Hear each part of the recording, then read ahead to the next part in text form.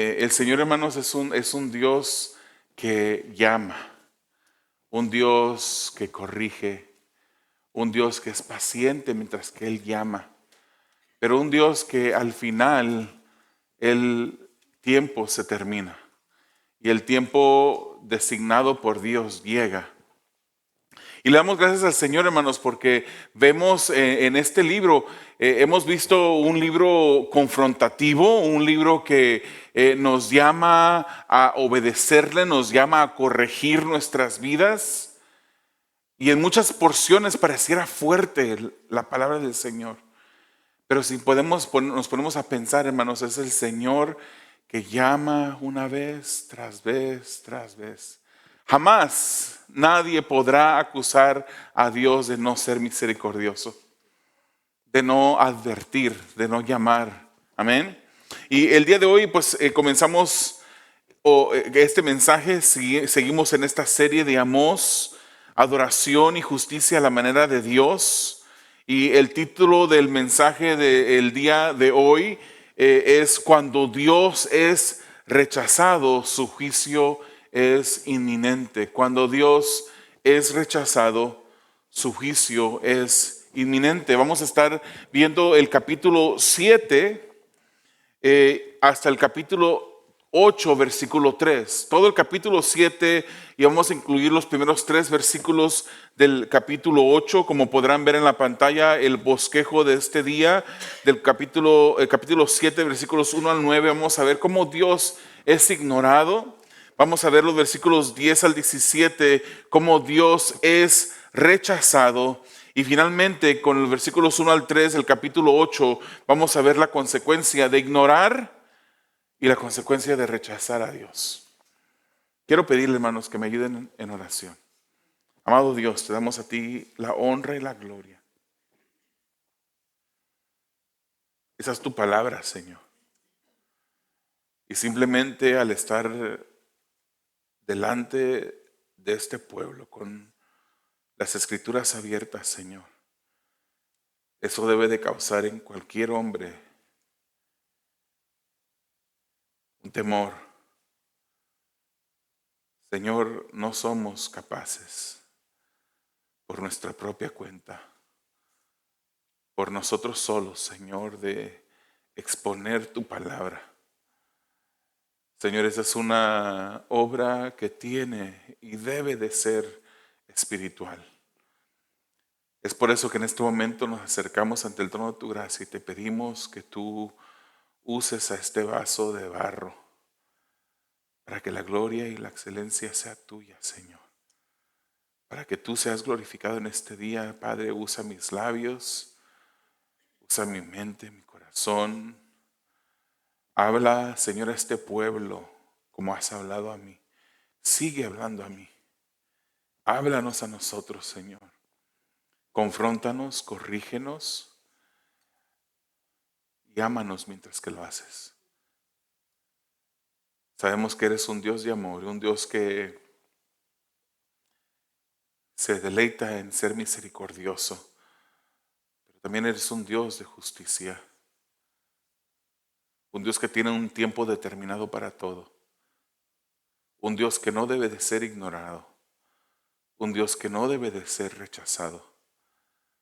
Señor, mientras que revisamos este pasaje, te pido, Padre, que tú escudriñes los corazones y las mentes de cada uno de nosotros y nos reveles, Señor, si hay una área de nuestras vidas que te ignora, una área de nuestras vidas que quiere rechazarte. Y corrige, Señor, ayúdanos a corregir estas situaciones en nuestras vidas, Padre, de tal modo que tú seas honrado. Te lo pedimos en el nombre de Jesús. Amén.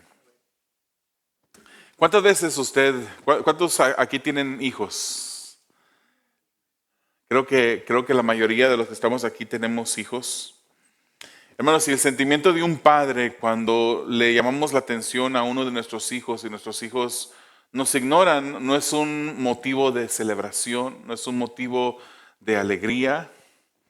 Más bien cuando le llamamos la atención o hacemos una petición a uno de nuestros hijos y somos ignorados, eso causa una tristeza en nuestros corazones. Es difícil cuando uno de nuestros hijos nos ignora, cuando damos consejos y somos ignorados en esos consejos.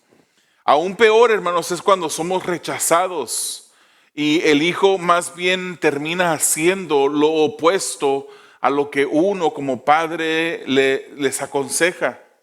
Es un sentimiento terrible, hermanos, que yo no sé si usted lo ha pasado, pero si lo ha pasado, ha de saber cómo se siente esa situación. En un tiempo y sin haberle pedido permiso a mi hija mayor, vivía en nuestra casa, estaba creciendo y creció obviamente en nuestra casa, la criamos nosotros. Y ella llegó el momento cuando ella quiso independizarse. Se quiso independizar sin moverse de nuestra casa, viviendo en nuestra casa aún. Y nosotros, hermanos, en el proceso quisimos aconsejarle, quisimos guiarle, quisimos ayudarle.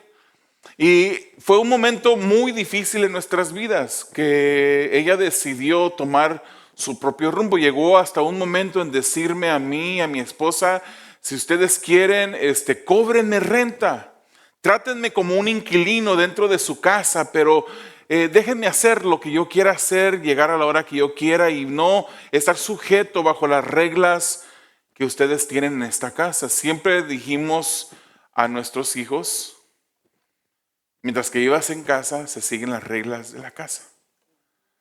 Mientras estés en casa, no te daremos opción si vienes o no vas a la iglesia. Tú vas a venir a la iglesia. Tú vas a decidir lo que vas a hacer ya yéndote de la casa, y tú vas a vivir y tomar decisiones, las decisiones que tú quieras cuando ya en esta casa no vivas. Pero mientras sea así, pues te tendrás que sujetar a tus padres en obediencia, como dice la palabra del Señor. Y nuestra hija llegó ese momento cuando ella ya no quiso seguir las reglas de casa y decidió irse de la casa. Hermanos, fue un momento muy difícil en que nuestra hija salió de nuestra casa sin ninguna mochila, sin ninguna prenda de vestir, porque fue un momento de arranque en la que ella sale de nuestra casa. Y le voy a decir, fue uno de los momentos más difíciles que pasamos nosotros como padres. Ella tenía un carro que nosotros, ella lo estaba pagando, pero nosotros habíamos firmado y le dijimos: no te puedes llevar el carro tampoco, no sabemos si lo vas a seguir pagando, el crédito, bla, bla, bla, bla, bla. Se fue sin nada, hermanos. Una muchacha, creo que tenía 19 años, 18, 19 años, sale de nuestra casa sin nada y nosotros sin saber dónde se fue. Y fueron momentos difíciles en nuestra vida, un momento en el que ella ignoró los consejos que le dimos, y no solamente ignoró esos consejos, sino que los rechazó. Hoy en día, hermanos, gracias al Señor, nuestra hija es una hija, hermanos, que nos honra como padres, que nos agradece los consejos que le dimos, que ella misma reconoce los errores que ella cometió al no obedecer las cosas que nosotros le decíamos, que le aconsejábamos. Es una muchacha completamente diferente, ya señora, casada con 3 hijas, 3 nietas de nosotros. Pero esos momentos fueron muy difíciles. Hacemos, hermanos, eso mismo que esta hija hizo con nosotros, muchas veces nosotros hacemos con Dios. Nosotros decidimos tratar a un Dios que es un Dios misericordioso a nuestra manera. Pero llega el momento en que Dios actúa. Llega el momento en que Dios deja de hablar, deja de llamar, deja de ser misericordioso, y llega el momento en el que Él se pone en acción. Veamos, hermanos, cómo Dios es ignorado por un pueblo al cual Él continuamente llama. Vamos a ver Amós capítulo 7, versículos 1 al 9. Esto me mostró el Señor Dios. Él formaba enjambre de langostas cuando comenzaba a brotar la cosecha de primavera. Y la cosecha de primavera era después de la siega del rey. Y sucedió que cuando habían terminado de devorar la hierba de la tierra, yo dije: Señor Dios, te ruego que perdones. ¿Cómo podrá resistir Jacob si es tan pequeño? El Señor se apiadó de esto. No sucederá, dijo el Señor. Esto me mostró el Señor Dios. El Señor Dios llamaba para juzgarlos con fuego y consumió el gran abismo y empezó a consumir el campo. Entonces dije: Señor Dios, te ruego que ceses. ¿Cómo podrá resistir Jacob si es tan pequeño? El Señor se apiadó de esto. Eso tampoco sucederá, dijo el Señor Dios. Esto Él me mostró. El Señor estaba junto a un muro hecho a plomo y tenía en su mano una plomada, y el Señor me dijo: ¿qué ves, Amós? Una plomada, le respondí. Entonces el Señor dijo: voy a poner una plomada en medio de mi pueblo Israel. Ya no volveré a dejarlos sin castigo. Los lugares altos de Isaac serán asolados y los santuarios de Israel destruidos. Y yo me levantaré con espada contra la casa de Jeroboam. En este pasaje, hermanos, vemos a Amós y cómo Amós tiene una serie de visiones que vienen de parte de Dios. Dios causa que este Amós tenga esa visión en la que él entra como un éxtasis, donde él no puede ver las cosas físicas que están a su alrededor, sino que él se mira, él se imagina, él está teniendo una visión que son unas visiones que son fuertes.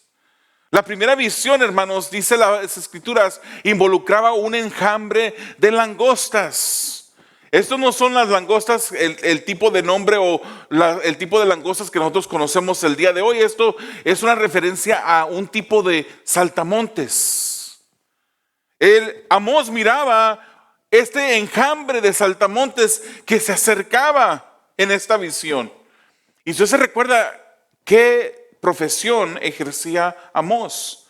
Él era un agricultor. Y cualquier persona que sepa algo de agricultura sabrá lo peligroso que son estas pestes.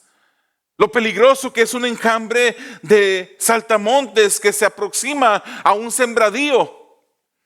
Amós era agricultor y conocía bien lo destructivo de este tipo de insecto, y se aproximaba justo antes de la cosecha de la primavera, cuando ya estaba a punto de poder cosechar todo el fruto. Hermanos, estas langostas las vemos en las escrituras y es un insecto devastador para las cosechas. La visión ocurre, hermanos, después de la siega del rey. O sea, este era un momento cuando ya se había recogido lo mejorcito, lo de mejor calidad que se usaba para alimentar el ganado del rey. Pero estas langostas o saltamontes, ellos tienen un poder de voracidad extrema, hermanos. En un pequeño enjambre puede comer la misma cantidad de comida al día que comerían 35,000 personas.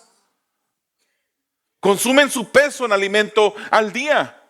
Viajan en enjambres velozmente y arrasan con todo en su camino. Yo no sé si habrá algún agricultor aquí, o a lo mejor alguien que creció al lado de un agricultor, que alguna vez miró cómo una peste de diferentes insectos puede afectar la siembra. Esta plaga, hermanos, ha sido un símbolo de juicio divino, algo más que Amós conocía.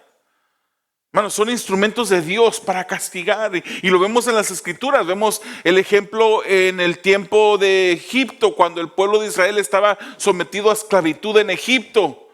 Esta fue la octava plaga que el Señor manda a Egipto por causa de la dureza del corazón de Faraón, que no quería dejar ir al pueblo.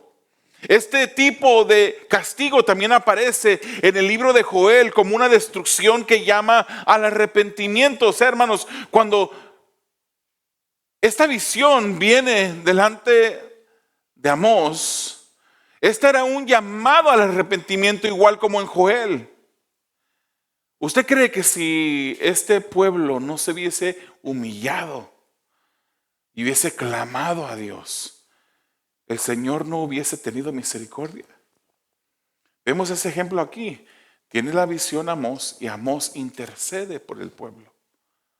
Y este castigo de parte de Dios es detenido. Amós miró que habían devorado ya la hierba de la tierra y se aproximaban a la cosecha. Se aproximaban a destruir el alimento para el pueblo. Y la reacción del profeta fue rogar, pedir perdón por Israel, por Jacob. Y decía, Jacob es muy pequeña y no podrá resistir. No hagas esto, oh Dios.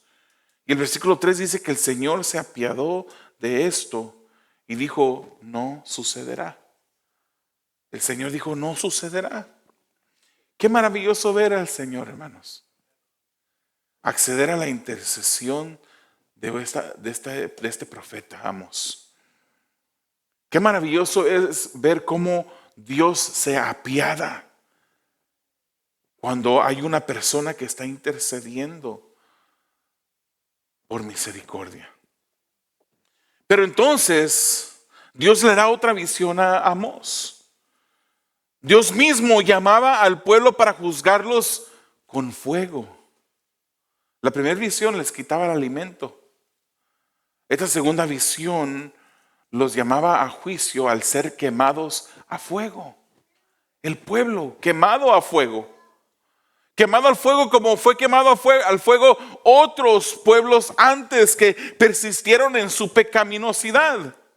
Este fuego primero consumió, dice aquí, el gran abismo. Ya había consumido el gran abismo. ¿Se imagina usted, hermanos, la fuerza de un fuego que consume un gran abismo? Y al decir gran abismo nos referimos al mar. Un fuego que es pero tan fuerte que consume el agua, evaporiza el agua. Esa era la fuerza de este fuego. Esa era la potencia del mismo. Y estaba a punto de quemar toda la tierra. Y al igual que las langostas, hermanos, esta destrucción a fuego también aparece en las Escrituras como instrumento de destrucción por parte de Dios. Lo vimos cuando el Señor desciende azufre y fuego desde el cielo para consumir a Sodoma y Gomorra. Porque no se querían arrepentir, porque había el Señor determinado que este pueblo de Sodoma y Gomorra se había ido demasiado lejos y su destrucción era de parte de Dios el tiempo para ser destruidos.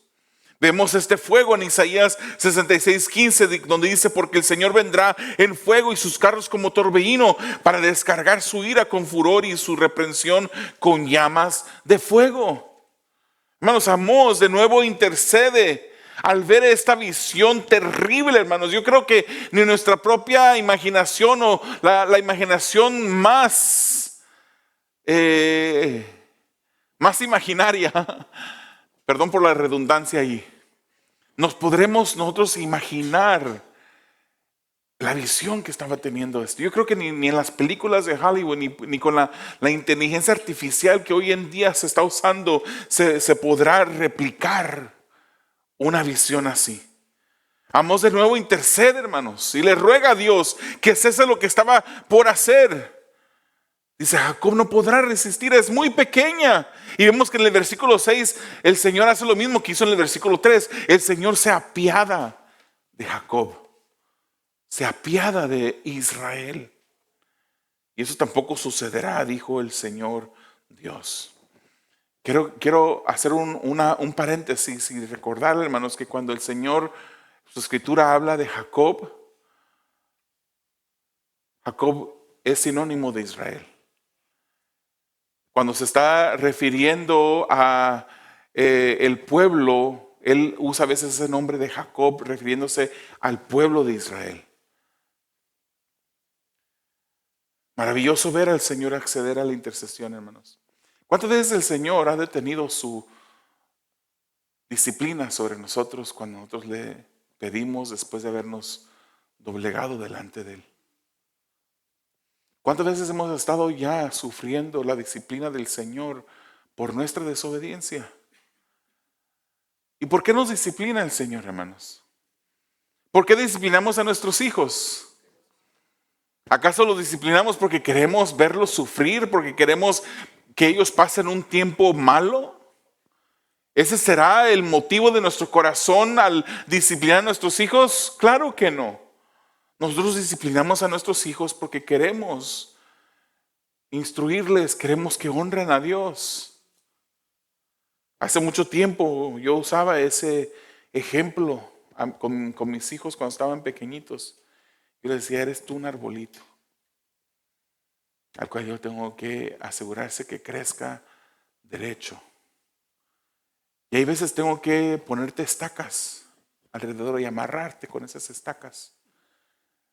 Y esas estacas te cohíben y esas estacas te limitan. Pero esas son las disciplinas que tengo que ejercer sobre ti porque quiero que crezcas derecho. El Señor, es lo mismo, hermano. Esa es una analogía que uno usa con niños. Pero esa analogía la podemos nosotros percibir y aceptar claramente. El Señor, cuando Él nos llama la atención y nos disciplina, es porque Él quiere corregir nuestro camino. Él no dice, ya se levantó fulana de tal. ¿Cómo le haré la vida imposible a mi hijo el día de hoy? ¿Cómo le voy a hacer la vida imposible a mi hija el día de hoy? No, hermanos. El Señor se complace en hacerle bien a sus hijos. El Señor se complace en amar a sus hijos, en ser bondadoso con sus hijos. Pero hay veces que con sus hijos tiene que reprenderlos, tiene que disciplinarlos. Amós clama a Dios, y así como Moisés clamaba a Dios y clamó a Dios en aquel versículo 32 de Éxodo 32, donde dice, perdona su pecado, Señor. Cuando Dios había determinado que iba a destruir al pueblo de Israel por su pecado, Moisés intercede. Por favor, no los destruyas. Y si los vas a destruir, bórrame a mí del libro, ráeme del libro, arráncame de tu libro. Él intercede por el pueblo, se pone en medio de Dios y el pueblo y le dice, Señor, detente. Él intercede y Dios da oportunidad tras oportunidad, hermanos. Yo no sé qué tipo de Dios conoce usted, pero yo conozco a un Dios que a mí me ha dado oportunidad tras oportunidad.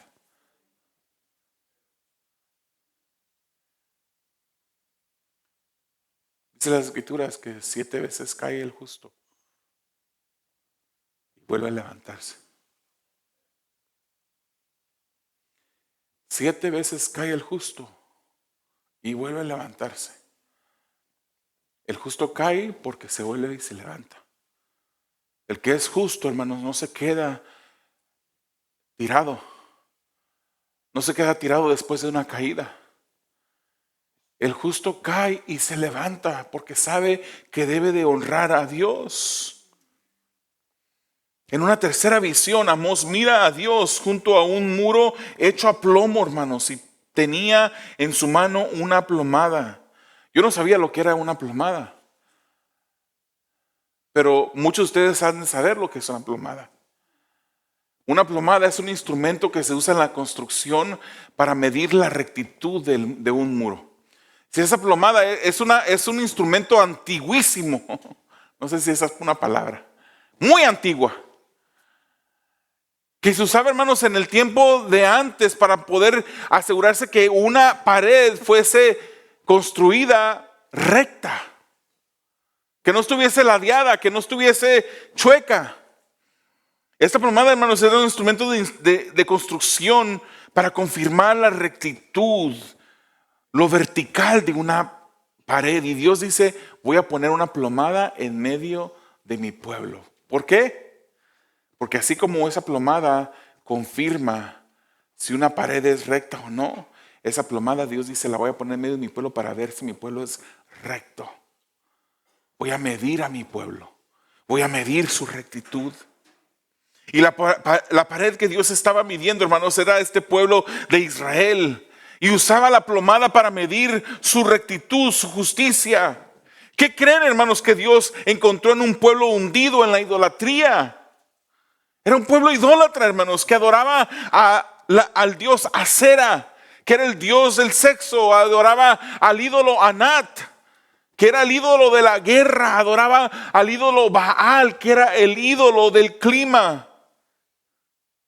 El Dios de ellos, el Dios del sexo, el Dios de la guerra, el Dios del clima, estaban podridos en la idolatría este pueblo.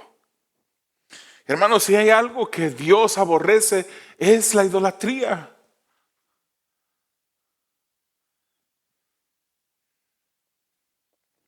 Y muchos de nosotros sabemos, posiblemente estemos pensando, gracias al Señor que el Señor me sacó de la idolatría, me sacó de la religión. Me sacó de prender velitas delante de una imagen. Muchos estarán pensando, gracias que ya no tengo que pagar mandas a una estatua hecha de yeso, de madera. Pero examínate, hermano. Ya no estás arrodillándote delante de estatuas hechas de madera, hechas de yeso,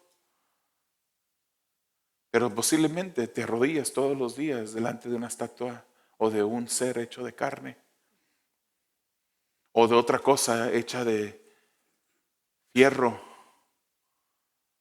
o de otra cosa que está hecha con material de construcción. En nuestras vidas tenemos ídolos, ídolos que tenemos que arrancar de nuestro corazón. Ídolos que tenemos que pedirle al Señor que nos ayude, hermanos. Hermanos, el Señor quiere un pueblo santo. Él dice, sean santos como yo soy santo. O sea, hermanos, obviamente que de este lado de la eternidad no vamos a poder ser santos como Dios. Nuestra perfección nunca va a llegar de este lado. Tenemos un cuerpo que si uno se descuida, hermanos, rápido se resbala en el pecado. Pero el Señor quiere un pueblo que es santo. Un pueblo que no tenga a otro ser humano antes que a Él. Un Dios que quiere un pueblo que no ame más a las posesiones, los carros, las propiedades que tiene, más que a Dios. Entonces no digamos, gracias a Dios que ya no soy religioso, que no voy a ese lugar donde yo me persinaba. Cuando todavía posiblemente hay ídolos en nuestros corazones. La advertencia, hermanos, ya Dios la había dado para este pueblo. Levítico 26, versículos 30 al 31 dice, destruiré sus lugares altos, sus altares. Derribaré sus altares de incienso y amontonaré sus cadáveres sobre los cadáveres de sus ídolos, pues mi alma los aborrecerá. También dejaré en ruinas sus ciudades y desolaré sus santuarios y no oleré sus suaves aromas. ¿Qué es el pecado sino idolatría? Si el Señor nos ha dicho que nos abstengamos de esto o de aquello, pero por complacernos a nosotros mismos decidimos tomar parte en esas cosas que Dios no quiere e incurrimos en pecado y nos ponemos a nosotros primero antes que a Dios. Y le decimos a Dios: Señor, yo sé que tú me dices que yo no haga esto, pero ahí voy y lo hago. Eso es idolatría. El pecado es idolatría en nuestras vidas. Y el Señor busca, hermanos, un pueblo que se deshaga de todo pecado, que se esfuerce, que le pida a Él que le conceda el arrepentimiento sobre estos pecados. El rey Jeroboam, hermanos, no solo los había liderado a victorias militares, no solamente el pueblo había recibido riquezas por estas victorias militares, sino que también el pueblo había sido dirigido por su mismo rey a ofender a Dios, incurriendo en injusticias. Se volvía a repetir la historia, hermanos. En 2 de Crónicas capítulo 12 versículo 1 leemos a otro rey que se llamaba Roboam. Dice: cuando el reino de Roboam se había afianzado y fortalecido, él, o sea Roboam el rey, abandonó la ley del Señor y todo Israel juntamente con él. Por ahí hay un dicho que dice que como va el líder, así va el pueblo. Hermanos, el liderazgo corrompido siempre resultará en un pueblo en general corrompido. El pueblo, hermanos, se había corrompido como se corrompió Jeroboam en este tiempo. Y era merecedor de la destrucción total, pero Dios muestra misericordia en respuesta a la petición de Amós. Pero habiendo el Señor medido la rectitud del pueblo, o la falta de rectitud más bien dicho, confirmó que el pueblo estaba lejos de andar en rectitud. Y vemos dos cosas aquí notables, hermanos, después de esta tercera visión. Ya Amós no ruega por el pueblo. Ya Amós no intercede por él. Y Amós tampoco les dice al pueblo que se arrepienta, tampoco vuelve a llamarles al arrepentimiento. Era como que Amós sabía que el tiempo de Dios ya se había acabado. La paciencia de Dios, hermanos, para alguien o para un grupo específico, siempre llega a su fin. Ese momento llega en el punto indicado que Dios ha determinado, y nadie jamás podrá acusar a Dios de ser un Dios que no tiene misericordia. ¿Quién será el primero en levantarse en este día? O levantar tan siquiera la mano y decir: Dios no ha sido misericordioso conmigo. ¿Quién podrá hacerlo? Servimos a un Dios compasivo, a un Dios de misericordia, a un Dios de gracia. Pero lamentablemente en muchos corazones ese Dios de gracia ha venido a malinterpretarse como ese Dios permisivo que nos deja hacer lo que queremos hacer, que al cabo no estamos en el Antiguo Testamento, donde por simplemente tocar el arca para sostenerla y que no se cayera, cayeron muertos 2 sacerdotes. Hoy estamos ya en el tiempo de la gracia y ahora pensamos que el Señor nos permite hacer lo que queremos.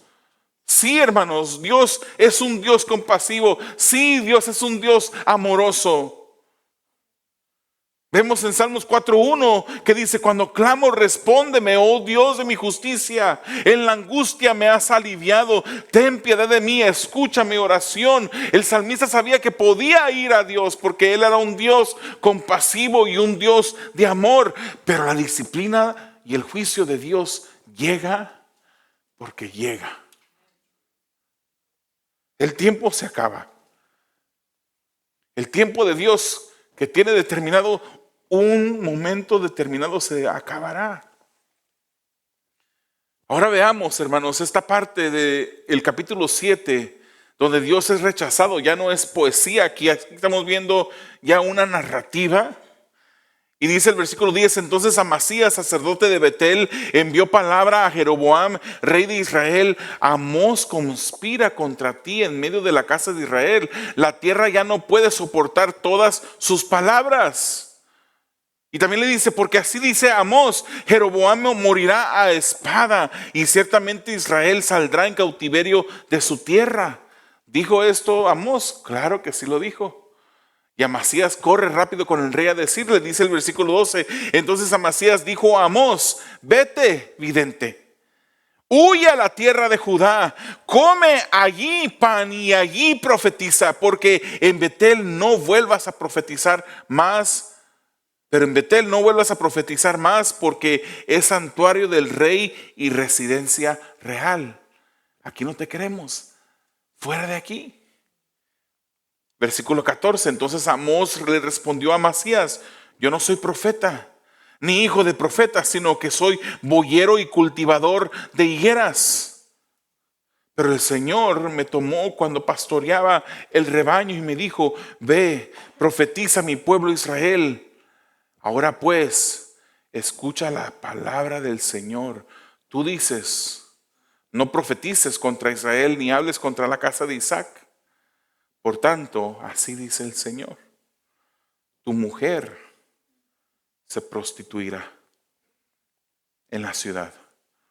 Tus hijos y tus hijas caerán a espada. Tu tierra será repartida a cordel, y tú morirás en una tierra inmunda. Además, Israel ciertamente saldrá de su tierra en cautiverio. Aparece en escena Amasías. Bueno, si creemos que Amasías era el sacerdote principal en Betel, ¿por qué? Porque solamente el sacerdote principal tenía acceso para abordar al rey directamente. Y vemos cómo Amasías va con el rey y acusa a Amós de conspirar, de ser ese alguien que atentaba en contra de su reinado. Y le dice que el pueblo ya no puede soportar sus palabras y que Amós profetizaba solamente su muerte, la muerte del rey. Entonces Amasías se dirige a Amós, prácticamente, hermanos, lo corre. Le dice que se regrese a su casa en Judá, que fuera a comer allá pan. ¿Sabe por qué le dice que fuera a comer pan allá? Esto infiere, hermanos, que fuera a ganarse la vida profetizando en Judá. Le dice: ve para que te paguen en Judá como un profeta, para que allá comas tu pan. Los reyes, hermanos, solían contratar a personas que profetizaran solamente el bien para ellos. Eran profetas contratados que les pagaban para que profetizaran solamente el bien. Lo vemos ahí un ejemplo en Primera de Reyes 22, donde el rey de Israel no quería el profeta Micaías, porque dice él: siempre cuando lo llama, siempre profetiza cosas malas en mi contra. Él prefería, este rey de Israel en Primera de Reyes 22, prefería a aquellos profetas que le profetizaban bien, que le decían: sí, sal a la guerra, que Dios te ha dado la victoria. Mientras que Micaías le profetizaba mal, los mentirosos, falsos profetas le profetizaban bien, porque eran asalariados. Esto no era aceptable para Dios. Miqueas 3:5 dice: así dice el Señor acerca de los profetas que hacen errar a mi pueblo, los cuales cuando tienen algo que morder, o sea, tienen pan, proclaman paz, pero contra aquel que no les pone nada en la boca, declaran guerra santa. Esos son profetas asalariados, profetas que se ganaban la vida solamente profetizando, pero que no hablaban palabra de Dios. Amasías era uno de estos profetas contratados para profetizar bien. Y él asume que Amós era también igual que él. Y por eso le dice: vete, regrésate a tu tierra, vete a ganar el pan allá, que allá te den de comer, pero aquí no profetices. Esto es notable, hermanos. El representante principal de los dioses de la idolatría de Israel corre al que profetizaba de parte de Dios. Esencialmente estaba rechazando ¿a quién? A Dios. Y no es la primera vez. Usted puede leer Amós capítulo 2 versículo 12, donde pasa también lo mismo. Ya el pueblo había ignorado a Dios, ahora rechazaba a Dios en la persona de su dirigente religioso, el sacerdote Amasías, que profetizaba solamente cosas que eran para bien. Hermanos, por eso Amós le da unas palabras de juicio a Amasías. Le dice, tu mujer, porque como se te ha advertido, pero ahora que no has querido obedecer, tu mujer va a terminar siendo una prostituta en las calles. Le dice, tus hijos van a morir. Tu tierra, tu posesión, esas propiedades que tú tienes, ahora van a ser repartidas a la fuerza. Quieras o no quieras, van a ser así. Y tú, le dice, morirás en una tierra que no es santa, fuera de la tierra que fue heredad de Dios para el pueblo de Israel. En el cautiverio vas a morir, le dice. Y este pueblo va a ser llevado cautivo, hermanos. Dios es el ejemplo sublime de paciencia. Pero llega el momento en que esta paciencia se agota y convierte inminente el juicio de Dios. Dios es compasivo y amoroso, pero la disciplina o el juicio de Dios llegan en su momento. Hermano, hermana, ¿qué estamos esperando? No podemos decir que el pueblo de Israel era un pueblo de fe. Ellos persistían en la idolatría. Amaban la idolatría, cosa que Dios aborrecía. Ellos practicaban el pecado. Había un remanente dentro de Israel que amaba a Dios. Entre ellos estaba Amós. Pero este pueblo no era, aunque había sido el pueblo escogido de parte de Dios, este pueblo no eran un pueblo de fe en su mayoría. Hoy en día los que somos hijos de Dios hemos venido a Él por fe. Y Él nos ha llamado a nosotros sus hijos. Y el Señor Dios también, ahora teniendo una cercanía con nosotros, en que le llamamos a Él Padre, Él nos llama hijos. Él quiere que nosotros caminemos de manera como Él desea. Y cuando persistimos en hacer lo que nosotros queremos, quizás no podemos decir que nos castigará como castigó al pueblo de Israel, pero Él nos disciplina como hijos al que Él ama. Él disciplina. ¿Qué estamos esperando para corregir nuestro camino? Para dejar esa idolatría, ese amor a esas cosas que Dios aborrece. Veamos las consecuencias de ignorar y rechazar a Dios. Amós 8, 1 al 3 dice, esto me mostró el Señor Dios. Miré una canasta de fruta de verano y Él me preguntó, ¿qué ves, Amós? Una canasta de fruta de verano, respondí. Entonces el Señor me dijo, ha llegado el fin para mi pueblo Israel. Ya no volveré a dejarlos sin castigo. Los cantos del palacio se convertirán en gemido en aquel día, declara el Señor Dios. Muchos serán los cadáveres en todo lugar, los echarán fuera en silencio. Aquí, hermanos, el Señor le da una visión más a Amós, una canasta de fruta de verano. Esta canasta, hermanos, de fruta de verano es una fruta que ya estaba madura, lista para comerse. Qué rica la fruta madura, de verdad. Yo no sé, por ahí hay de repente gente que hay así en mi familia también, que agarran un mango verde, hermanos, y lo cortan y le echan limón y sal y se lo comen y parece que están disfrutando. Yo no disfruto ese tipo de fruta. A mí me gusta la fruta cuando ya está en su momento ya para comerse, cuando está ya madura, jugosa. Así me gusta a mí la fruta. La fruta cuando ya está madura, está lista para comerse.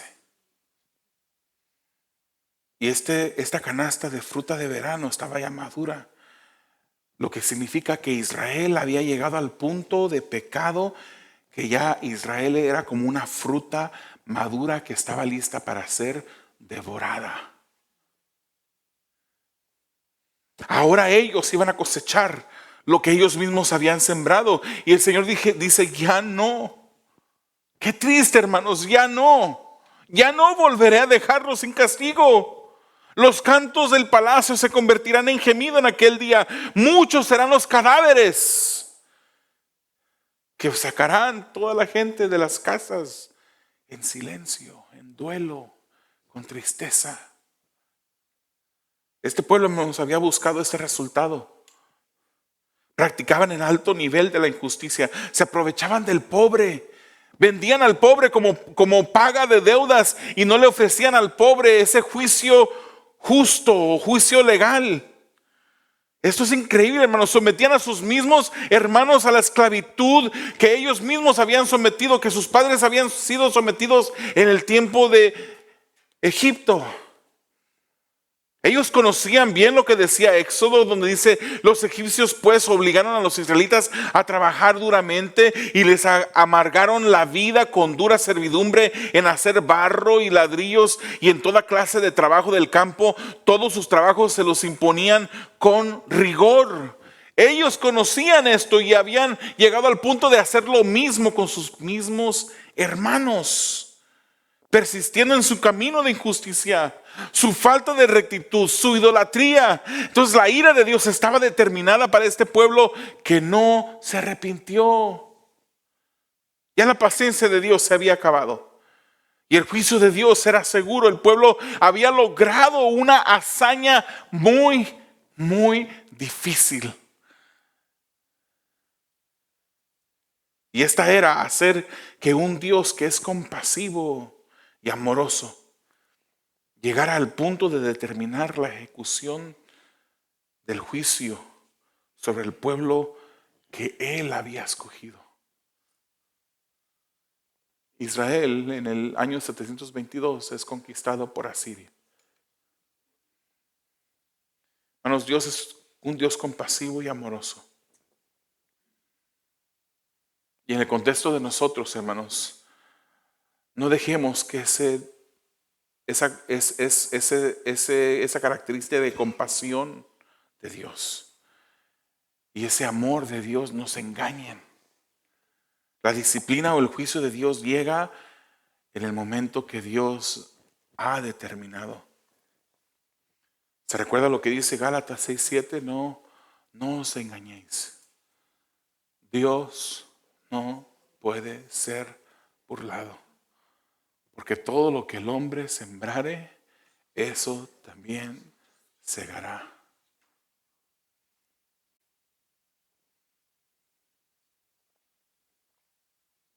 Hermanos, Jesús en su vida también fue un enviado de parte de Dios el Padre. Amós llegó a Israel del sur de Judá y Jesús llegó a la tierra desde el cielo. Jesús vino para que la gente escuchara las verdades y advertencias acerca del reino de Dios. Pero así como Amasías, la gente solamente se enojó a la presencia del profeta de Dios. Cuando Jesús vino, la gente lo rechazó, no lo recibió. Se enojó con la presencia misma de Jesús. Los religiosos lo aborrecieron, lo rechazaron. Jesús también vino para pagar el castigo requerido y satisfacer la justicia divina. Romanos 3:25 dice: a quien Dios exhibió públicamente como propiciación por su sangre a través de la fe, como demostración de su justicia, porque en su tolerancia, en su misericordia, en su bondad, Dios pasó por alto los pecados cometidos anteriormente. Pero como con Amós, muchos ignoraron y rechazaron a Jesús. Y Juan 1:11 nos dice que a los suyos vino y los suyos le rechazaron. No le recibieron. Muchos siguen ignorando y rechazando a Jesús el día de hoy. ¿Sabías que aún cristianos lo hacen? Los que son cristianos no siempre obedecen los mandamientos divinos. Y al no obedecer el mandamiento de Dios, estamos rechazando su instrucción, su consejo. Le decimos a Dios: déjanos vivir dentro de tu cuidado. pero no quiero vivir bajo tus reglas. Quiero seguir viviendo aquí en tu casa, pero no me digas que haga esto, que haga aquello. Déjame vivir mi vida como yo quiera vivir mi vida.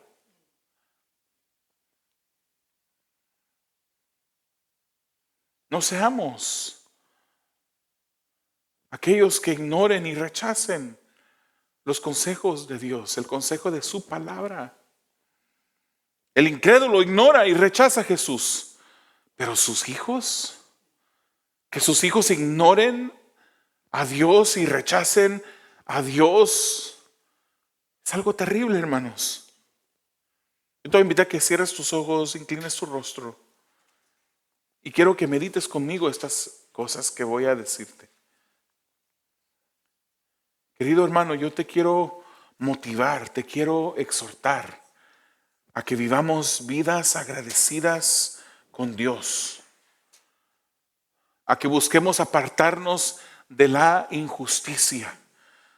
Ese es el consejo de Dios. Segunda de Timoteo capítulo 2 versículo 19, que dice que se aparte de la iniquidad todo aquel que menciona el nombre del Señor. No solamente es decirle Señor, Señor, sino doblegar nuestros corazones, nuestra voluntad delante de aquel que es dueño de nuestras vidas, que es Señor de nosotros. Querido hermano, Dios es un Dios de misericordia, que espera que vengamos a Él en arrepentimiento cuando nos hemos deslizado. Yo te imploro, yo te ruego en este momento, regresa a Él antes de que su disciplina caiga sobre ti. Dios es paciente, pero su disciplina llega.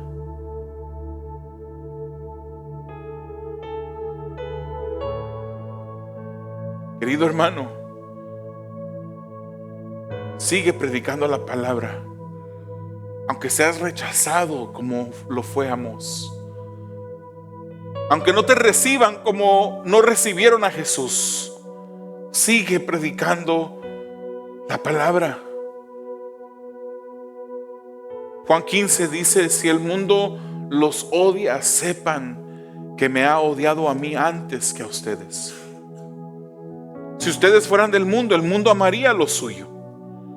Pero como no son del mundo, sino que yo los escogí de entre el mundo, por eso el mundo los odia.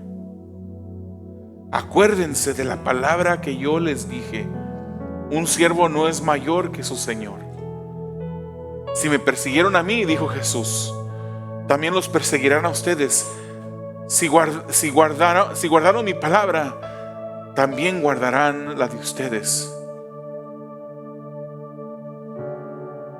Sigue predicando la palabra. Sigue esforzándote por hacer la justicia que agrada a Dios. Apártate de la iniquidad. No sea que te sorprenda la disciplina de ese Dios. Un Dios que es justo, que ama.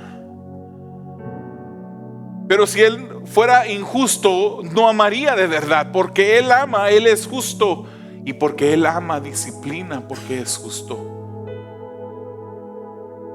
Vuelve a Él. Si hay un amigo presente o que nos escucha en línea, sabe que el castigo de Dios vendrá. Y tú dirás: pero yo soy una persona buena, yo no le hago daño a nadie, yo me trato de llevar bien con los que están a mi alrededor. Puede que lo hagas, puede que dentro de ti salgan actos bondadosos, pero has ofendido a Dios. Has ofendido a Dios con tu pecado, con las palabras mentirosas que alguna vez has dicho, con la ira, el odio contra otra persona que alguna vez has sentido, con una infinidad de otros pecados que has cometido en tu corazón. Y porque has pecado, estás bajo la ira de Dios. Y el tiempo un día se terminará. Hoy es el momento de que tú te arrepientas y vengas a Jesús. Hoy, antes que sea demasiado tarde. No cometas el error de repetir la historia de ese pueblo de Israel que escuchó una vez tras vez, tras vez, tras vez el mensaje de parte de Dios y solamente lo ignoró. Y no solamente lo ignoró, sino que lo rechazó, y por eso el castigo vino. No esperes que el castigo de un Dios que es santo, perfecto y puro venga sobre ti.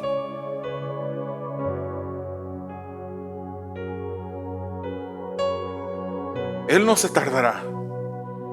Él está siendo paciente contigo. Pero llegará un momento cuando el tiempo se acabará. Segunda de Pedro 3 dice: el Señor no se tarda en cumplir su promesa, según algunos entienden la tardanza, sino que es paciente para con ustedes, no queriendo que nadie perezca, sino que todos vengan al arrepentimiento. Y la primera parte del versículo 10 dice: pero el día del Señor vendrá. Y vendrá como un ladrón. Un ladrón que no anuncia su llegada, que llega de sorpresa. Cuando el tiempo ha sido determinado, el Señor vendrá. El día del Señor vendrá. Y si tú no estás en Cristo, si no has puesto tu fe en Cristo, si no te has arrepentido de tus pecados, su castigo será doloroso. Y no solamente será doloroso, sino que será permanente. Será un castigo eterno en las llamas del infierno. Un lugar consciente, un lugar de tormento y dolor. Un lugar físico, real. No esperes. Ven al Señor el día de hoy. Amado Dios, esa es tu palabra. Esta es tu palabra, Señor. Te damos gracias, Padre, porque en este día tú nos has permitido poder estudiar y ver, Señor, cómo a este pueblo tú le llamaste una vez tras vez. Repetidamente, Señor, en tu misericordia, en tu bondad.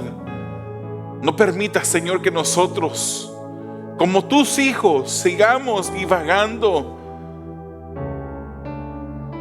Concede el arrepentimiento de nuestras vidas, de esas cosas que te ofenden a ti, Señor. Y al mismo tiempo ayúdanos a seguir predicando tu palabra, como un Amós que predicó aunque fue rechazado, como un Jeremías que predicó 40 años, al parecer sin resultado. Ayúdanos, Señor, a obedecerte. Y, Señor, aquel que no es tu hijo, que ha escuchado este llamado de advertencia de tu palabra el día de hoy, concédele el arrepentimiento de sus pecados, Señor. Concédele la fe, Padre, que le dará vida de la muerte en que viven. Hazlo, Padre, para tu gloria.